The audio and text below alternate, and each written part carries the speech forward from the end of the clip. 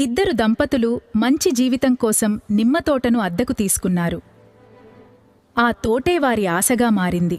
మార్కెట్లో నిమ్మకాయలకు మంచి ధర వచ్చింది. వారి కష్టానికి ఫలితం దొరికిందని ఆనందపడ్డారు. రేపే పంటకోత అనుకుని భవిష్యత్తు గురించి కలలు కన్నారు. కాని ఆ రాత్రి బోరున గాలి, వాన భయంకరంగా విరుచుకుపడ్డాయి. మరుసటి రోజు ఉదయం వారు తోటకు వెళ్లి చూశారు. అక్కడ తోట మొత్తం నేలమట్టమైంది. వారి ఆశలన్నీ క్షణాల్లో మాయమైపోయాయి. నిమ్మకాయలన్నీ నేలపై పడి పాడయ్యాయి. వాటితో పాటు వారి కలలు కూడా చెదిరిపోయాయి.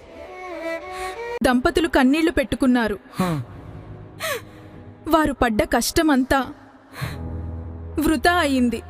అయినా యజమాని వారి దగ్గరకొచ్చి అద్దె మొత్తం ఇవ్వాలని ఒత్తిడి చేశాడు. దాంతో ఆ దంపతులకు వేరే దారిలేక అప్పు చేసి ఆ అద్దె చెల్లించాల్సి వచ్చింది. చివరికి నష్టం మాత్రమే మిగిలింది. రైతు బ్రతికితేనే మనం బ్రతుకుతాం. రైతుని కాపాడండి, మన భవిష్యత్తును కాపాడండి.